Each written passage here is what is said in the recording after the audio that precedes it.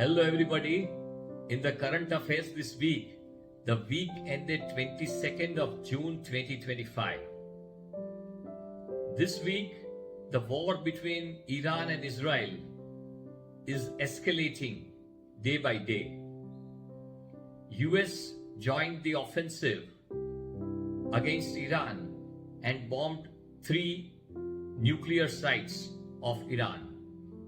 So US also joined this offensive. The economic impact of this war, even when this war is limited to just this region, is going to be felt by the entire world.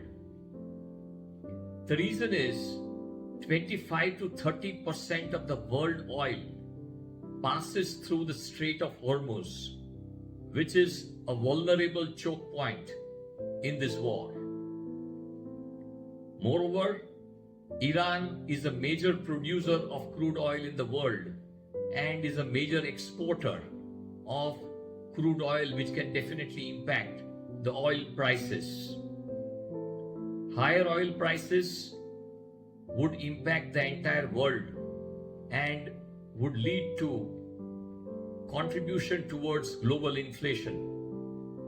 Countries like India, which import around 88% of their entire crude oil from outside of the country, would definitely get impacted, and it will contribute significantly in the inflation in India.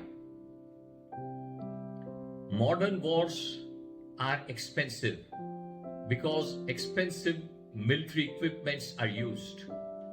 Moreover, the kind of death and destruction which happens in these warring countries leads to destruction of resources in the world at large. This is also a major economic impact. So any wars in any region of the world, if they are at a certain scale, would impact the world at large. The Indian stock markets, Nifty 50, was up by more than 1.5%. Nifty mid cap was down by around 0.5%, and Nifty small cap was down by 1.2%. FIIs and DIIs both were buyers in the Indian stock market. FIIs bought Indian equities to the tune of around 8,700 crores, and DIIs were buyers in Indian equities for around 12,600 crores. In the commodity prices, for obvious reasons, crude continued its march of appreciation and was up by around 4%. Gold and silver were by and large unchanged in India. In the US markets, Nasdaq and S&P 500 were also by and large unchanged. We normally talk a lot about the China plus one opportunity for India. We also say that in times to come, India is going to be a major player in the global supply chain.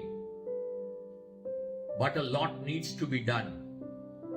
This week I came across through information that 90% of India's cargo is transported in foreign flagged vessels. India's new shipbuilding is less than 1% of the total new ships which are manufactured or built in the world. It is now that India is awakening about the need that we need to have our own shipping lines and our own shipbuilding facilities. The goal is that India becomes the 10th largest shipbuilder by 2030 and the 5th largest shipbuilder by 2047. So a lot needs to be done on the infrastructural front insofar as India is concerned. That's all for this week. Thank you.